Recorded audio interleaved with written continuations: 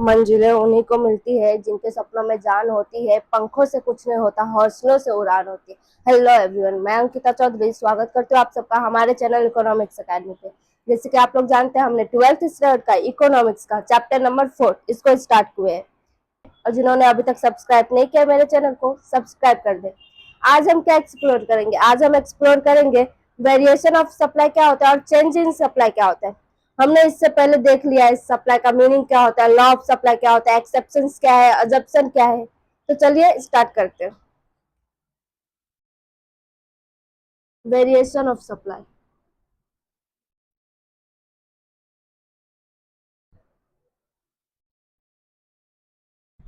आज हम देखेंगे वेरिएशन ऑफ सप्लाई क्या होता है, मतलब इसका कितना टाइप्स है और ये कैसे वेरिएट होता रहता है, वेरिएबल कैसे है। तो देखिए, इसका ना दो टाइप है। एक है एक्सपांशन ऑफ सप्लाई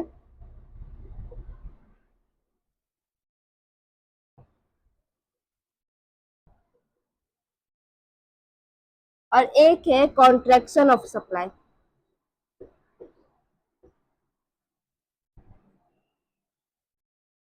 आप लोग नाम से समझ रहे, एक्सपांशन मतलब होता है एक्सपांड और कॉन्ट्रैक्शन मतलब होता है कम होना। तो अभी देखिए, ये क्यों होता है और किस रीजन के वजह से होता है वो आज हम देखेंगे। एक्सपांशन ऑफ सप्लाई क्या कहता है? एक्सपांशन ऑफ सप्लाई ये कहता है कि increases in quantity supply due to increases in price of a commodity and other thing being constant. इसका मतलब क्या है? देखो, प्राइस क्वांटिटी सप्लाई तो बढ़ रही है, लेकिन किसके वजह से बढ़ रही है? क्योंकि प्राइस ही सिर्फ बढ़ रही है, अदर फैक्टर जो है कांस्टेंट है। अदर फैक्टर्स मींस क्या क्या जो हमने पढ़ा है, डिटर्मिनेंट्स ऑफ सप्लाई क्या होता है, फिर हमने देखा कि अजप्शन क्या होता है। जैसे कि हमने इसका फैक्टर्स देखा था, agricultural goods, rare goods, urgent needs of for cash. ये सारे चीजें जो है ना, ये सारे चीजें एकदम से कांस्टेंट होना चाहिए, इनमें चेंजेस नहीं आना चाहिए। टेक्निक्स ऑफ सप्लाई क्या होता है, मतलब कौन से टेक्निक्स से यूज कर रहे हैं, तो वो भी ना कांस्टेंट होना चाहिए। उसमें चेंजेस आए तो ऑटोमेटिकली सप्लाई बढ़ेगी। तो ये क्या कहता है? ये कहता है कि बाकी डिटर्मिनेंट्स जो है, बाकी फैक्टर्स जो है सप्लाई की, वो जैसा का तैसा ही हो, सिर्फ और सिर्फ किस में चेंजेस आए? सिर्फ और सिर्फ प्राइस में चेंजेस आए, जिसके वजह से क्वांटिटी सप्लाई बढ़ रही है। यानी कि सिर्फ और सिर्फ प्राइस बढ़ने के कारण क्वांटिटी सप्लाई बढ़ रही है, उसको कहते हैं एक्सपांशन ऑफ सप्लाई। इसका डिमांड कब कैसा होता है वो देखते हैं। ये है वाई एक्सिस, ये है एक्स एक्सिस। एक्स एक्सिस पे क्या लिखते हैं? Quantity supply.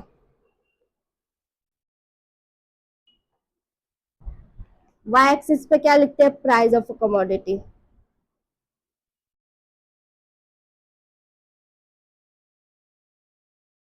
देखो, पहले प्राइस ये था, तो क्वांटिटी सप्लाई इतना होता था Q1। फिर प्राइस बढ़ के P2 हो गया, मतलब प्राइस देखो इंक्रीज हो रहा है, जिसके वजह से क्वांटिटी सप्लाई भी इंक्रीज हो रहा है, Q2 हो रहा है।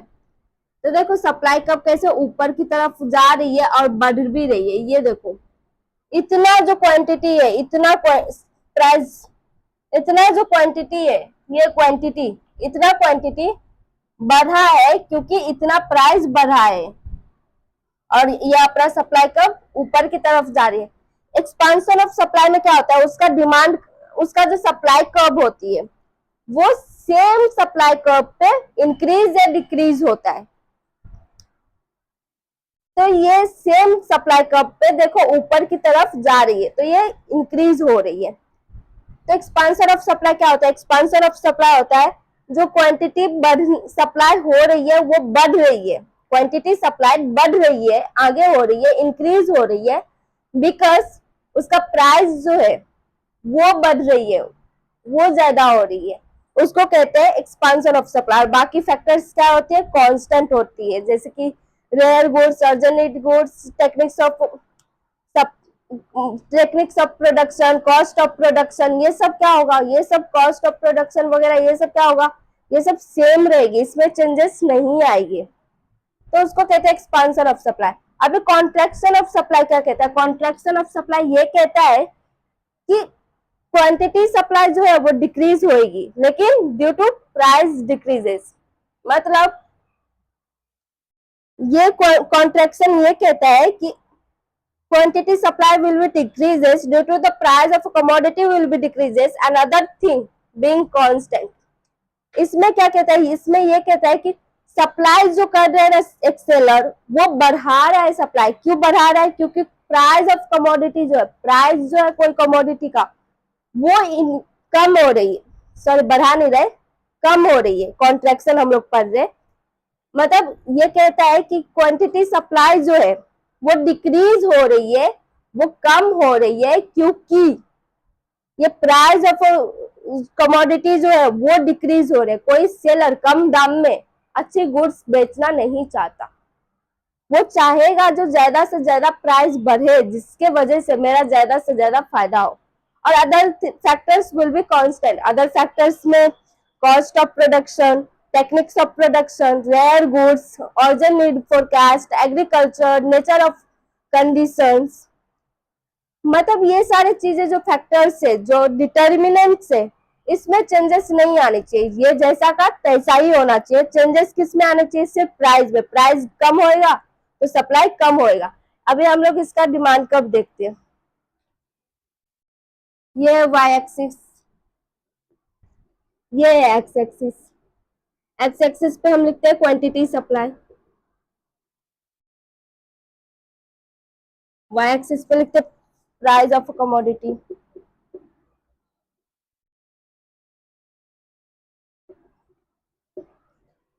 देखो पहले प्राइस इतना था, जिसके वजह से अपना सप्लाई इतना होता था। अभी क्या हुआ? किसी रीजन के वजह से नहीं, किसी भी रीजन के वजह से हो सकता है प्राइस कम हुई है, प्राइस कम हुई, जिसके वजह से क्वांटिटी सप्लाई भी कम हो गई। पहले पी था अपना प्राइस, तो क्यू सप्लाई हो रहा था, फिर पी 1 हो गया, मतलब कम हो गया है। देखो ये कम हो रहा है प्राइस, जिसके वजह से सप्लाई भी कम हो रही है। देखो अंदर की तरफ जा रही है। और ये है अपना supply curve.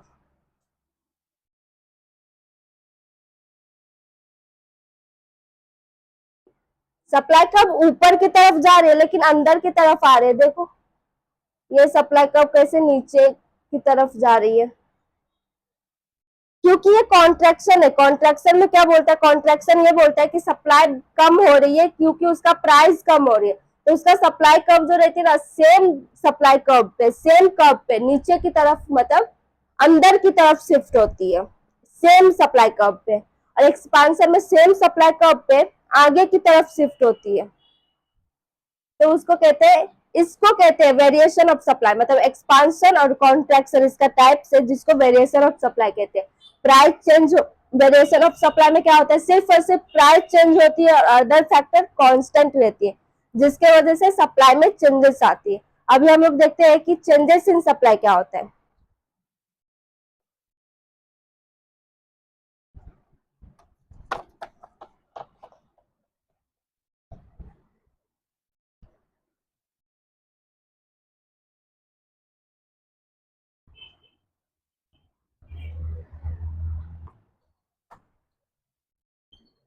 Changes in supply,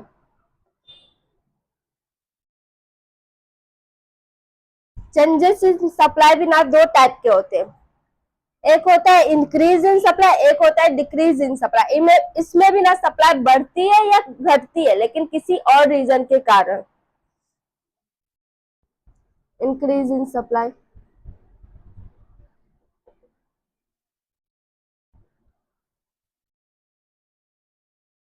decrease in supply.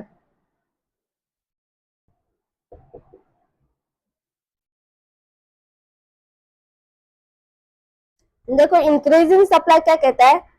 Quantity supply will be increases due to other favorable factor will be changes but price of a commodity will be constant। इसका मतलब क्या होता है? इंक्रीज इन सप्लाई ये कह रहा है कि क्वांटिटी सप्लाई में तो इंक्रीज होएगी, क्वांटिटी सप्लाई जो सप्लाई ऑफ कमोडिटी जो है, जो बढ़ रही है, लेकिन कुछ फेवरेबल चेंज होने के कारण, मतलब कुछ ऐसा चेंजेस हुई है जिससे सप्लायर को फायदा हो रही है, तो सप्लाई प्रोडक्शन ज्यादा हो रही होगी, जिसके वजह से वो सप्लाई ज्यादा करना चाहता है। लेकिन प्राइस जो है कमोडिटी का उसमें चेंज नहीं आ रही है।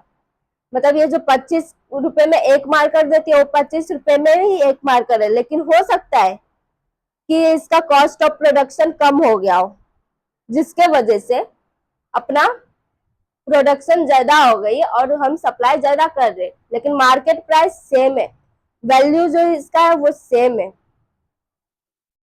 तो इंक्रीज इन सप्लाई में ये कहता है कि अदर फैक्टर्स में जो है वो चेंजेस हो रही है, बट प्राइस जो है प्राइस कांस्टेंट है, प्राइस में कोई चेंजेस नहीं है, उसको इंक्रीज इन सप्लाई कहते हैं। मतलब क्वांटिटी सप्लाई तो बढ़ेगी, लेकिन अदर फैक्टर्स में चेंजेस आने के कारण, कुछ फेवरेबल चेंज आने के कारण।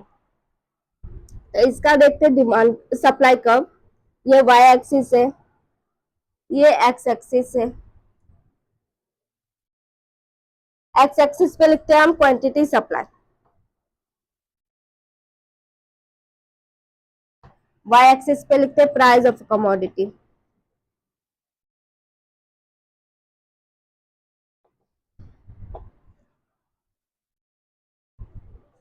ये अपना प्राइस है, ये अपना Q1 है।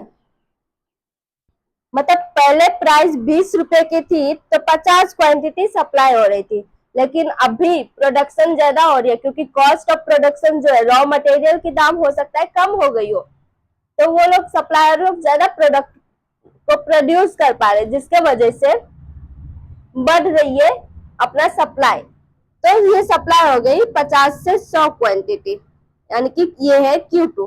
तो देखो सप्लाई बढ़ रही है, लेकिन दूसरा कर्व बन रहा है यहाँ पे।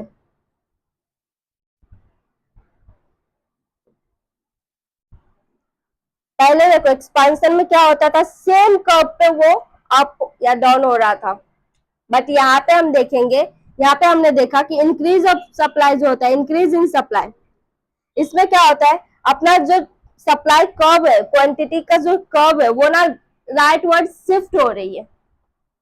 ये देखो ये राइट वर्ड जा रही है, ये आगे बढ़ रही है, इंक्रीज दिखा रहा है। ये देखो क्वांटिटी भी इंक्रीज हो रही है, लेकिन प्राइस अपना जैसा का तैसा ही है, प्राइस में कोई चेंजेस नहीं है। कुछ फेवरेबल चेंज आई है, मतलब कुछ फैक्टर्स में चेंज आई है, डिटर्मिनेंट्स में चेंज आई है, जिसके वजह से अपना सप्लाई बढ़ रही है। ये सब S1 है, बढ़ के इंक्रीज हो रही है, राइटवर्ड शिफ्ट हो रही है, तो इसको कहते हैं इंक्रीज इन सप्लाई। अभी डिक्रीज इन सप्लाई क्या कहता है, डिक्रीज इन सप्लाई ये कहता है कि decreases in quantity supply due to unfavourable changes in other quantities and price will be constant. मतलब ये कहता है कि सप्लाई में तो डिक्रीज हो रही है, लेकिन क्यों हो रही है, क्योंकि अनफेवरेबल चेंज हो रही है अदर फैक्टर्स में चेंजेस आने के कारण, जो अनफेवरेबल है, जो इसके सपोर्ट में नहीं है, उसमें चेंजेस आने के कारण। लेकिन प्राइस जो है, प्राइस जैसा का तैसा ही है, प्राइस में कोई चेंजेस नहीं आ रही है। मतलब हो सकता है कि कॉस्ट ऑफ प्रोडक्शन का ज्यादा दाम बढ़ गया हो, या फिर कोई एग्रीकल्चरल कंडीशन के वजह से, या फिर नेचर जो है नेचर कंडीशन के वजह से, वेदर कंडीशन के वजह से, या फिर कुछ ऐसा अनफेवरेबल चेंजेस आई हो जिसके वजह से सप्लाई कम हो रही हो। लेकिन प्राइस 25 रुपए में मार्केट दे रहा है, तो 25 रुपए में ही अभी भी दे रहा है, बट वो सप्लाई कम हो रही है। अभी इसका सप्लाई कर्व जो रहती है वो कैसे बनती है देखते हैं। ये वाई एक्सिस, ये x axis. X axis represent करता है क्वांटिटी सप्लाई को,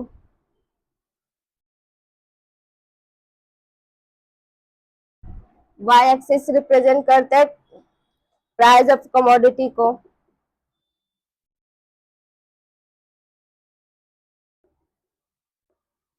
ये देखो ये अपना ना प्राइस है, पहले प्राइस इतना थी तो क्वांटिटी सप्लाई इतना हो रहा था।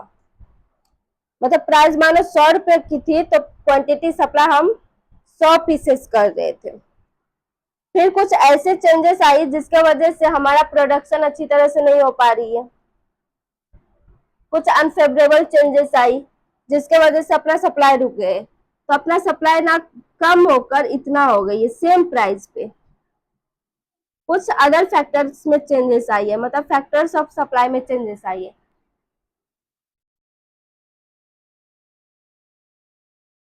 तो देखो कैसे अपना सप्लाई कर्व जो है वो पीछे की तरफ आ रही है, लेफ्टवर्ड शिफ्ट हो रही है कम होने के कारण क्वांटिटी सप्लाई। तो पहले अपना सप्लाई कर्व ऐसा था, अभी अपना सप्लाई कर्व ऐसा हो गया, लेफ्टवर्ड शिफ्ट हो रही है सप्लाई कर्व भी। ये क्या बता रहा है, ये बता रहा है कि चेंजेस इन सप्लाई में प्राइस तो कांस्टेंट रहती है, लेकिन अदर फैक्टर्स में ना फेवरेबल या फिर अनफेवरेबल चेंजेस आते हैं, जिसके वजह से अपना सप्लाई कर्व राइटवर्ड या फिर लेफ्टवर्ड शिफ्ट होते हैं, यानी कि या तो सप्लाई बढ़ती है या तो सप्लाई कम होती है। हमने देखा कि वेरिएशन ऑफ सप्लाई क्या होता है, फिर हमने देखा कि चेंजेस इन सप्लाई क्या होती है। वेरिएशन ऑफ सप्लाई में हमने क्या देखा, वेरिएशन ऑफ सप्लाई में हमने ये देखा कि अदर फैक्टर जो रहता है वो कांस्टेंट रहती है, चेंजेस प्राइस में आने के कारण सप्लाई में चेंज आ रही है। फिर हमने देखा changes in supply, changes in supply में हमने क्या देखा, हमने देखा कि प्राइस कांस्टेंट रहती है बट अदर फैक्टर्स में फेवरेबल या फिर अनफेवरेबल चेंजेस आने के कारण सप्लाई इंक्रीज या फिर डिक्रीज होती है। तो अगर किसी को क्वेरी हो तो कमेंट करें, वीडियो पसंद आया हो तो लाइक करें, दोस्तों के साथ शेयर करें और सब्सक्राइब करें। Thank you.